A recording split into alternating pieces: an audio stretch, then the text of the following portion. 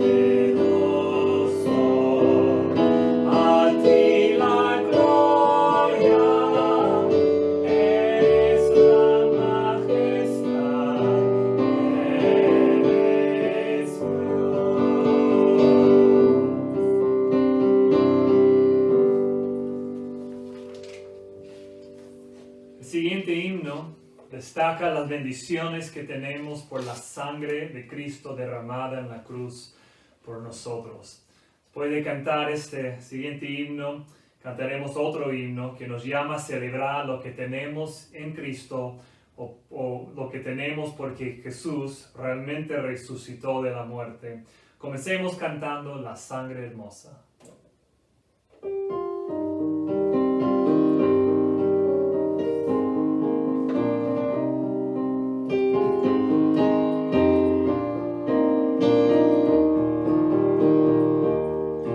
Revelar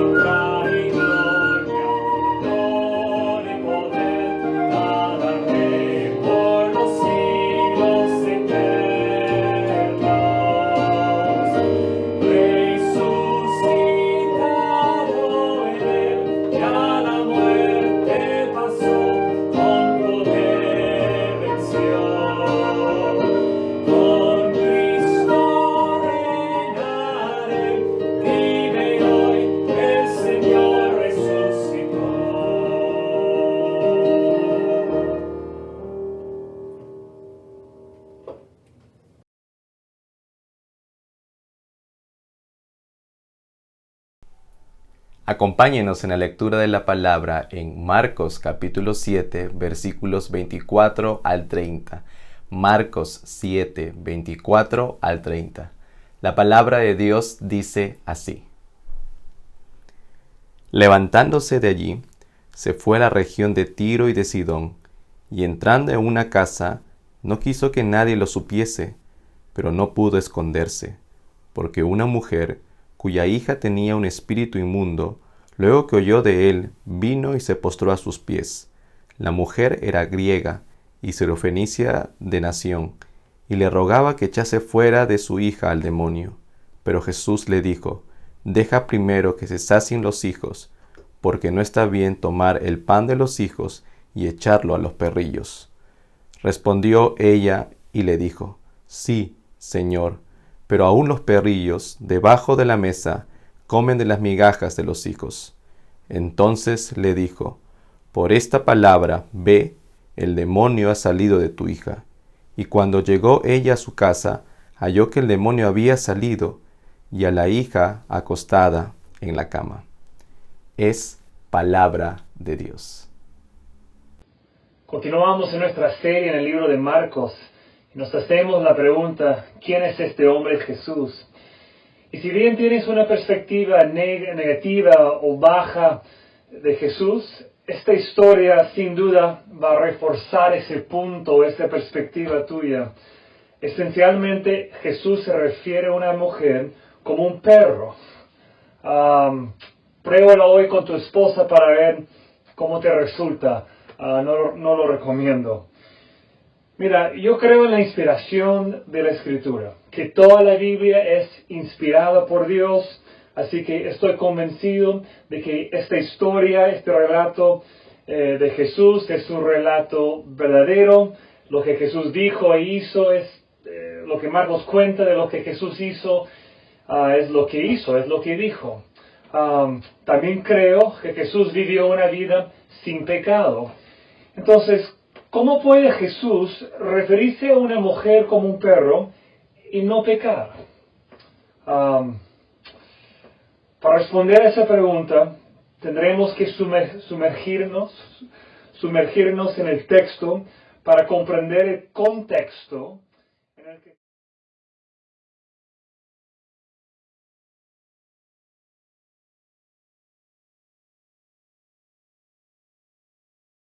dijo, vamos a llegar a una conclusión equivocada. Valdrá la pena porque lo que encontraremos al otro lado de un estudio del contexto aquí, lo que vamos a encontrar es una de las magníficas verdades relacionadas con el Evangelio de Jesucristo. Les invito a ver ahí conmigo los versículos 24 y 25. Levantándose de ahí, se fue Jesús a la región de Tiro y Sidón. Entrando en una casa, no quiso que nadie lo supiese, pero no pudo esconderse. Marcos dice que Jesús dejó el área de Galilea, se fue a la región de Tiro y Sidón. Según el relato de Mateo, Mateo también nos cuenta de este encuentro de Jesús con esta mujer ahí en la región de Tiro y Sidón. Según él, sabemos que los discípulos estuvieron con él. Ellos dejaron el territorio que estuvo poblado principalmente por judíos, la zona de Galilea, para ir a un pueblo o una zona poblada casi exclusivamente por gentiles. Ahora, la pregunta es, ¿por qué Jesús hizo este viaje al territorio de los gentiles? Hay algunas razones aquí. Uno, parece que lo hizo en primer lugar para buscar un tiempo de descanso.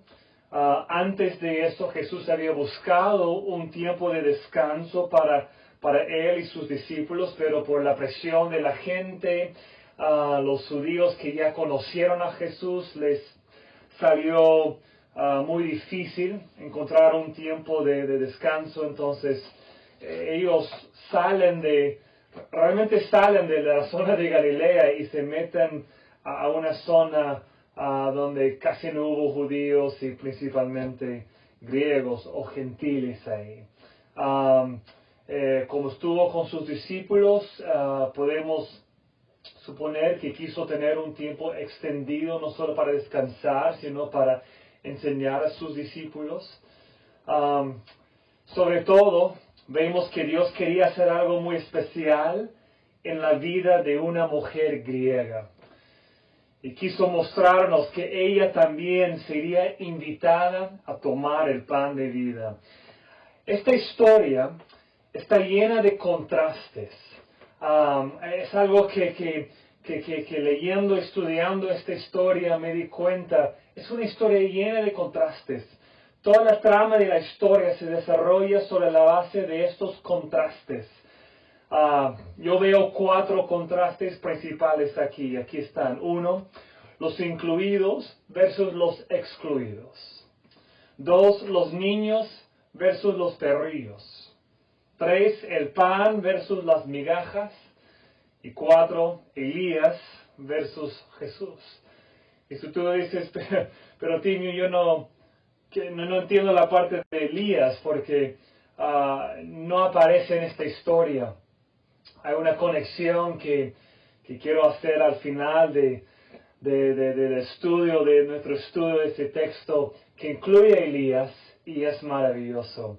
Comencemos con los incluidos versus los excluidos. Esta historia destaca algo que ya hemos visto en el libro de Marcos. Y es que en el mundo judío hay personas que pertenecen al grupo de los incluidos y otros que son los excluidos. Esta mujer, por si acaso, se encuentra en el grupo de los excluidos. Mira el versículo 26. La mujer tiene 4 cosas en su contra. En un deporte que a mí me gusta, que tristemente por el tema de la cuarentena, que no están jugando el béisbol, pero en el béisbol todo el mundo entiende, bueno, los que entienden el deporte, que te permitan 3 strikes, y con 3 strikes ahí bateando y estás fuera. En los países donde es común jugar el béisbol se conoce 3 strikes y fuera. En el caso de esta mujer, no son 3 cosas en su contra, 3 strikes, sino que son 4. Mira bien el versículo 26. Parece que Marcos que nos cuenta de ella como 1 strike, 2 strikes, 3, 4, ¿sí? Cada uno aumentando el sentir de lo que está en contra de ella. Versículo 26. La mujer. Es una mujer, en el contexto judío no hubo cierta ventaja de ser hombre, ella es mujer. La mujer era griega, 2 strikes, no era judía. Y Siro-Fenicia de nación, 3 strikes. Y le rogaba que echase fuera de su hija al demonio. Es decir, tenía una hija controlada por un demonio. 1, 2, 3, 4. Esta mujer es una mujer que no está entre los incluidos, sino entre los excluidos. Y la pregunta obvia es, ¿habría para ella alguna esperanza? Con tanto en su contra, ¿qué esperanza podría tener una mujer así?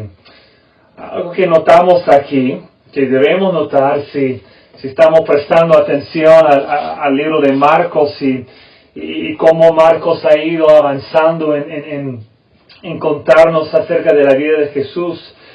Recordamos de un hombre que se llama Jairo.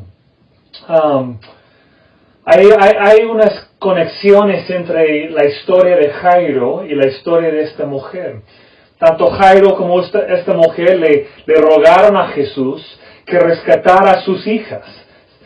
En el caso de ambos, tenían ambos una hija con una necesidad grande. En el caso de Jairo era que su hija estaba enferma al punto de morir. En el caso de esta mujer, su hija tuvo un demonio. En ambos casos, y es algo que no vemos en otros casos en Marcos. Marcos usa el mismo término para describir cómo se pusieron delante de Jesús, que que cayeron de rodillas delante de él, buscando en Jesús una respuesta para sus hijas. Ambos vinieron, se postraron delante de él, rogando que Jesús sane a sus hijas. Sin embargo, Jairo, a diferencia de la mujer, estuvo entre los incluidos. Ella entre los excluidos y Jairo entre los incluidos. ¿De qué estoy hablando? Era hombre, ella mujer, el judío, ella griega, el gobernante de la sinagoga, ella sirofenicia de nación. Es decir, hay un panorama claro. Él entre los incluidos y ella entre los excluidos. Y como para marcar esa distinción, Marcos nos dice que cuando Jairo le pidió a Jesús que viniera a su casa para sanar a su hija, Marcos nos dice que Jesús simplemente le dijo, voy. Y comenzó a avanzar hacia su casa. Cuando esta mujer le rogó a Jesús que echara el demonio de su hija, él la llama perrillo. ¿En qué sentido? ¿O por qué esto? Si Marcos, y quiero decir también Jesús, está marcando la distinción. De los dos hay uno que está entre los incluidos, Jairo. Y hay otro que se encuentra entre los excluidos. Y es esta mujer. Y la pregunta obvia aquí es esta. ¿Jesús favorece a los incluidos? ¿Que no le importan los excluidos? ¿Por qué en el caso de Jairo simplemente se levantó y fue? Y en el caso de ella, se refiere a ella con un término negativo. Todo lo que Marcos nos ha estado diciendo hasta este punto, estoy hablando de Marcos, todo el libro de Marcos hasta el capítulo 7, todo lo que vemos es a Jesús amando, acercándose, no tanto a los incluidos, aunque hay excepciones como en el caso de Jairo, sino que lo vemos a él acercándose con amor, con cuidado, con gozo a los excluidos. Justo son los fariseos, que son los clásicos incluidos, y cada vez que Jesús habla con ellos, los está confrontando y rechazándoles por su orgullo y su hipocresía moral. Además, vemos a Jesús, cuando hay grupos o personas entre los excluidos, vemos a Jesús acercándose a ellos. Justo después de su primer enfrentamiento con los fariseos, los incluidos, en Marcos 2, Jesús va y come con los recaudadores de impuestos y los pecadores, los excluidos.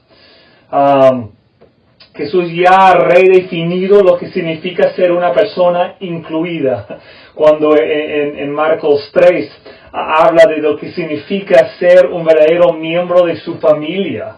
Y lo que marca ahí es que no importa si eres de lo que en el mundo judío se conocía como los incluidos, fariseos o otros, no.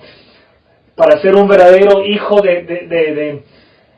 un hijo de Dios, no era tan importante si la sociedad tenía una perspectiva de ti como uno de los incluidos. Ahora, Él ha salido de Israel, ha salido de la zona de los incluidos para viajar al territorio de los excluidos. Nadie debe llegar a la conclusión de que Jesús solo vino para amar a los incluidos. Jesús está en un lugar de los gentiles, está hablando con una mujer griega, gentil, y al final de esta historia lo que vemos es que Jesús quiere bendecir a esta mujer. Le bendice, sana a su hija. Vemos que Jesús no solo acepta Jesús no acepta simplemente a los incluidos por ser incluidos, sino Jesús acepta a los excluidos. Su manera la base de su aceptación no es que uno sea un miembro de los incluidos. Puede que estés pensando, ok, Tim, entiendo, pero igual Jesús se refiere a ella como un perrillo. ¿Cómo lo explicamos? De todo lo que podemos ver en las Escrituras, compararse a alguien con un perro no era nada agradable. En el Antiguo Testamento, si un hombre quería humillarse ante otro hombre, podría referirse a sí mismo como un perro. Hay, según lo que yo encontré, 2 ejemplos de ese caso. En el Nuevo Testamento hay 2 ocasiones en las que se refiere a una persona impía como un perro. En Filipenses y también casi al final de la Biblia en Apocalipsis 22.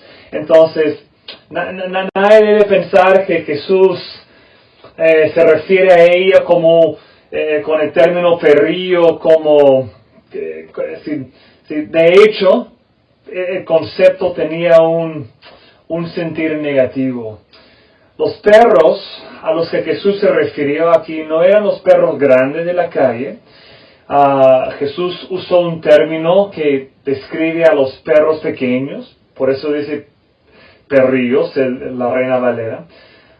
Los perros que se les permitía entrar a la casa, que podrían comer, por decir, las migajas debajo de la mesa, como figura la ilustración aquí en esta historia. Miren conmigo los versículos 26 y 27. La mujer era griega, sirofenicia de nación, y le rogaba que echase fuera de su hija al demonio. La mujer entra a la casa donde está Jesús, se cae frente a él, le ruega que eche fuera al demonio de su hija. Su hija está en la casa, no le pide exactamente que venga, aunque quizás es lo que tuvo en su corazón, pero le pide que eche fuera el demonio de su hija. Y Jesús responde de esta manera. Versículo 27. Deja primero que se sacien los hijos, porque no está bien tomar el pan de los hijos y echarlo a los perrillos. Ahora quiero que observes un par de cosas. Uno, Jesús no se refiere directamente a ella como un perro. Su parábola la coloca en la categoría de los perrillos en lugar de la de los niños. Eso sí es cierto. Y puede ser que la diferencia te parezca mínima, pero es importante. Si no se refiere directamente a ella como un perro, una perra, sino que la ilustración, la parábola que usa, la coloca en la categoría de los perrillos. Segunda cosa que quiero que observen. Ella no se desanima por sus palabras. No se ofende. Por el contrario, ella responde a su breve proverbio con un pequeño proverbio propio. Se responde de igual manera. Ella responde, sí señor, pero aún los perrillos debajo de la mesa comen de las migajas de los hijos. No se siente, bueno, no sabemos exactamente cómo se sintió, pero no responde como a base de que estuvo ofendida con él, sino que él le habla con un tipo de proverbio o parábola y ella responde de igual manera. Y la pregunta es, ¿qué está haciendo Jesús con este contraste entre los niños y los perros? ¿Cuál es su fin? ¿Por qué opta por ese contraste y correr el riesgo de ofender a esta mujer con el término? ¿Qué es lo que Jesús quiere cumplir con esto? Él no está tratando de ofender a la mujer, eso sí está claro. Jesús está marcando algo. Está marcando un fuerte contraste entre los niños que se sentarían a la mesa y los perritos o los perrillos que comerían las migajas que los niños arrojan. Esencialmente, Jesús está usando esta breve parábola para destacar un punto histórico teológico. Un punto histórico y teológico. Los niños en la parábola son los judíos. Jesús vino y les predicó primero a los judíos las buenas nuevas. Y mira la manera en que se expresa aquí. Jesús le dice, deja primero. El término clave es primero. Primero, entendiendo que hay algo que viene segundo. Que algo viene primero, pero el hecho de que viene primero es porque hay algo que viene después. Deja primero que se sacien los hijos. Sí, él no está cerrando la puerta a que ella también pueda encontrar la satisfacción que busca en la sanación de su hija. Muchos años después, Pablo declara enfáticamente que el Evangelio es el poder de Dios para salvación a todo aquel que cree, a todo aquel. Primero al judío y luego a los griegos. Eso es paralelo con lo que Jesús dice, se coordina totalmente, perfectamente con lo que Jesús dice. Primero los hijos y luego la conclusión es los que no son hijos. Más adelante, Pablo en el mismo libro, en su misma carta a Romanos, dice así, en Romanos 9, son israelitas, hablando de los judíos, son israelitas, que son israelitas, de los cuales son la adopción. ¿Sí? Esto es lo que corresponde a los judíos, son hijos, son los descendientes de Abraham, los que eran de la familia de Dios, pensando en el Antiguo Testamento, y la manera que Pablo los describe es así, de los cuales son la adopción, la gloria, judíos, el pacto, la promulgación de la ley, el culto, las promesas. Él sigue de quienes son los patriarcas y de los cuales, según la carne, vino Cristo. ¿Sí? Todos los privilegios que era ser judío, ser parte de esa historia. Por eso dije que estamos hablando aquí Jesús está marcando un punto histórico, teológico, cuando se refiere a los judíos como los hijos y a los gentiles como los perrillos. No era para menospreciar a esta mujer. Al contrario, era él quiere bendecirla. En la misma historia la va a bendecir. Ella va a recibir algo que fue primero para los hijos. Pero solo primero, porque hay un segundo. Hubo un primer lugar. Jesús vino para los judíos. Pero en segundo lugar, comenzó a extender la misma bendición a los que no eran judíos. Jesús está aclarando el hecho de que primero vino a los judíos. Mateo, por ejemplo, nos dice que una vez cuando Jesús envió a misión a sus discípulos, les dijo que fueran solo a las ovejas perdidas de la casa de Israel. Sí, no les dio lugar para visitar a los pueblos samaritanos o los pueblos de los gentiles. Marcos nos dice que Jesús estuvo en la región de Tiro y Sidón, pero que no quería que nadie supiera que estaba ahí. Esto es lo que vemos en esta historia. Él no estuvo ahí, no fue a Tiro y Sidón con el fin de hacer lo que hacía entre los pueblos judíos, de ir proclamando día tras día, semana tras semana el Evangelio entre los gentiles. Parece que él fue para aislarse. ¿Por qué? Porque él entiende que vino primero para los judíos. Su ministerio fue primero para los judíos, los hijos. Y esta mujer no era uno de los hijos en ese sentido. Ella estaba fuera del pueblo histórico de Dios, los judíos.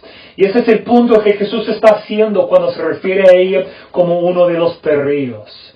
La mujer sabe que ella no es uno de los hijos, Sin embargo, con un giro rápido responde, sí Señor, pero unos perrillos debajo de la mesa comen de las migajas de los hijos. La gran ironía aquí es esta.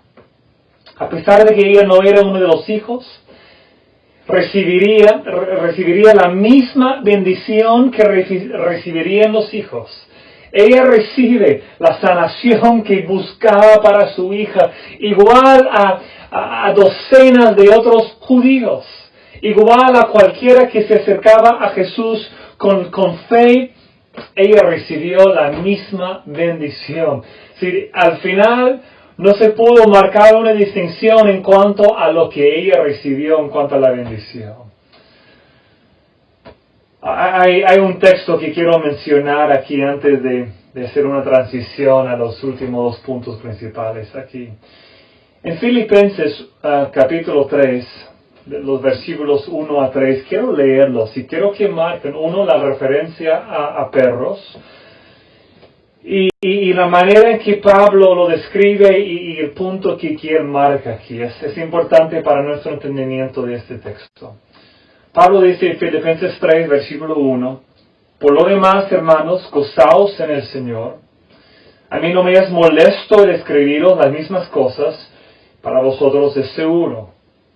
Guardaos de los perros. ¿Se refiere aquí a los gentiles? No necesariamente. Sino, a mí me parece que se refiere a judíos como perros, pero judíos como los fariseos. Mira conmigo, o escucha conmigo. Guardaos de los perros, guardaos de los malos obreros, fariseos. Guardaos de los mutiladores del cuerpo. ¿A qué se refiere? A los que marcaban la circuncisión física. Como los fariseos que lo que importa son las cosas externas. Sí, como que te lave las manos. Mira, la historia de esta mujer viene inmediatamente después de la confrontación que Jesús tuvo con los fariseos, cuando ellos dijeron, ¿por qué tus discípulos no se lavan las manos antes de comer? Y nada que ver con tener manos limpias para no enfermarte. Tenía que ver con las cosas rituales de los fariseos. Esta historia viene inmediatamente después. Marcos está marcando ese contraste. Pablo aquí, cuando él habla de los mutiladores del cuerpo, está hablando de la gente como los fariseos, que enfatizan las cosas externas y no tanto las cosas del corazón. Y Pablo dice, tengan cuidado con ellos. Ellos son los perros. Él sigue en el versículo 3, porque nosotros somos la circuncisión, la circuncisión verdadera.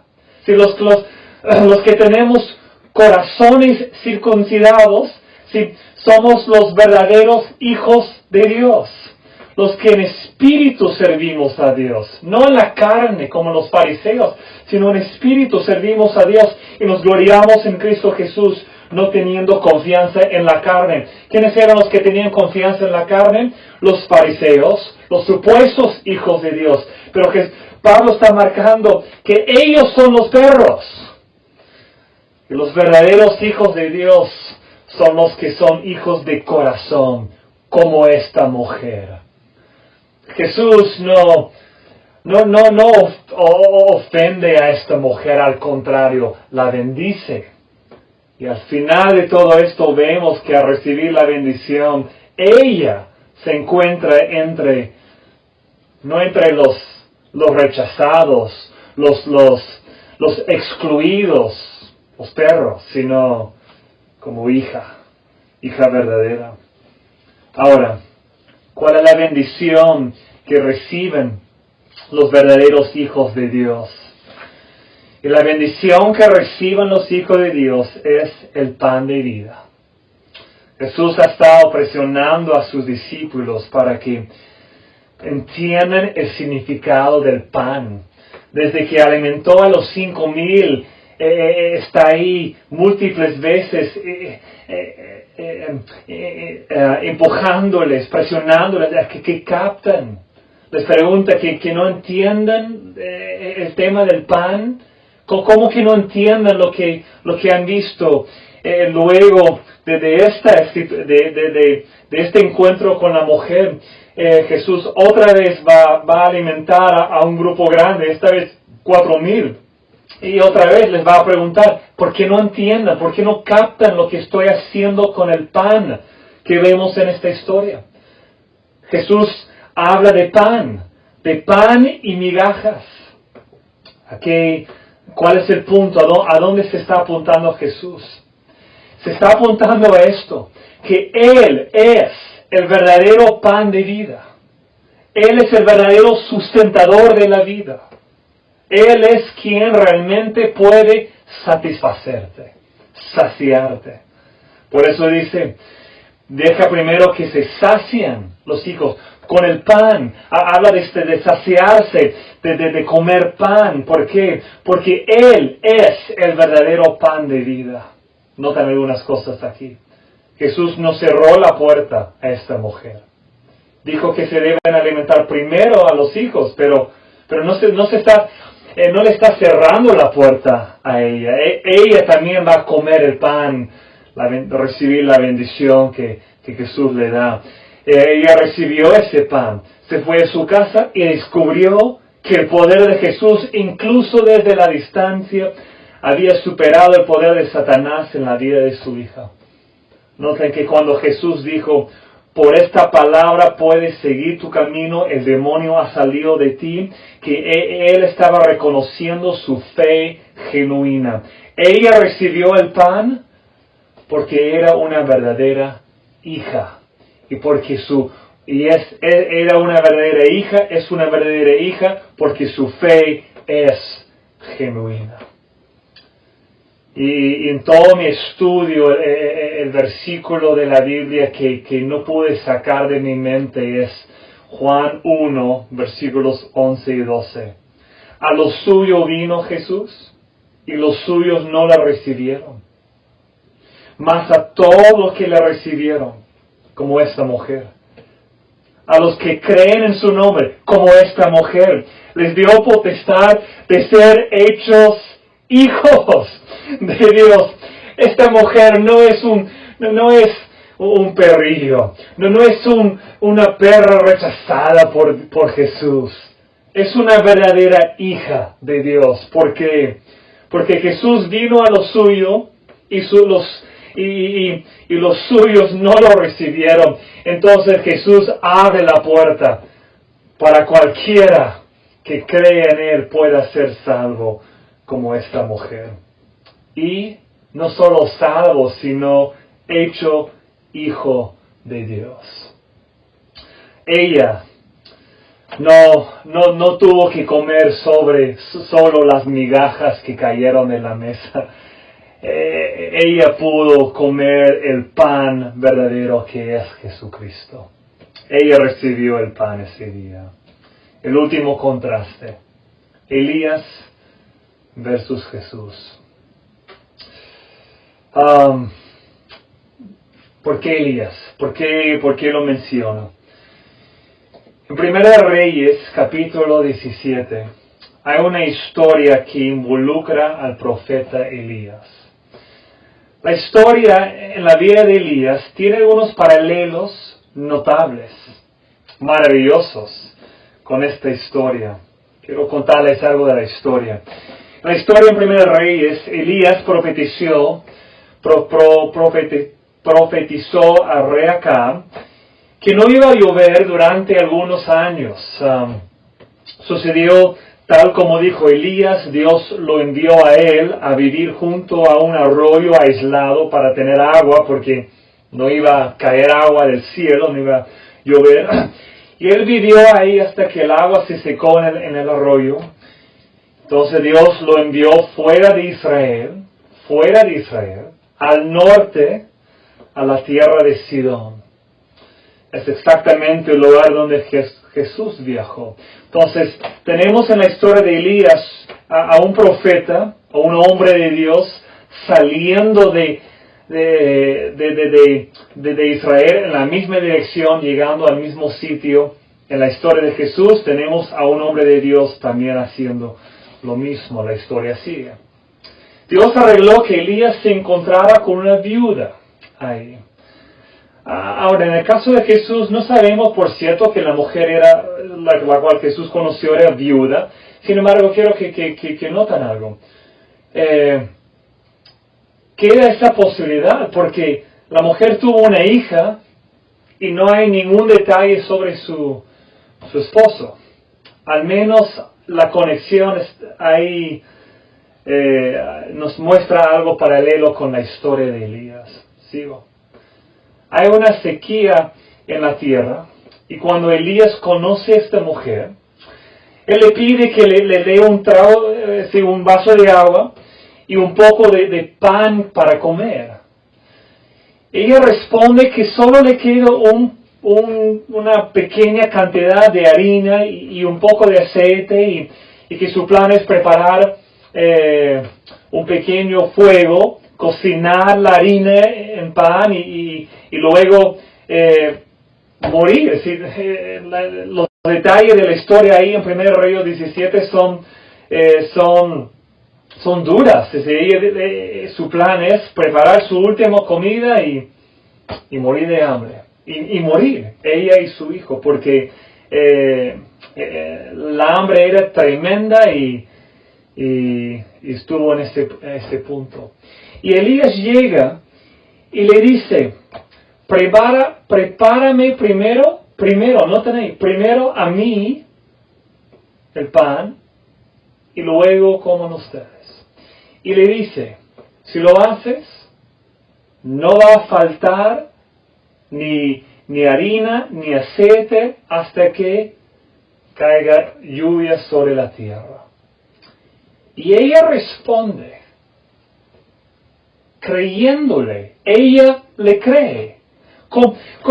Es decir, si las conexiones son tremendas, Elías se acerca a ella y le pide, y ella no tiene por qué creer en Elías, y no tiene por qué darle algo de su última comida antes de morir, y lo hace, cree. Y esta mujer no tiene por qué confiar en Jesús, pero se acerca y cree. Y mira la conexión del pan que le pide, Elías le pide que prepara para él primero, él es judío, y luego ella, gentil, y ¿por qué todas estas conexiones? ¿Qué es lo que vemos aquí? En el caso de Elías, Dios hizo un milagro en el que un poco de harina se convirtió en mucho pan. Y ella, hasta, no sabemos por cuántos días, probablemente eran meses o un par de años, ella pudo comer y la harina y el aceite, el pan, no hubo falta en su casa. Era un milagro muy semejante a lo que Jesús hizo con los 5,000 y luego con los 4,000. Todo el contexto que rodea esta historia del encuentro de Jesús con la mujer sirofenicia es la alimentación de los 5,000 y los 4,000. Es decir, todo apunta a esto. ¿Por qué importa todo esto?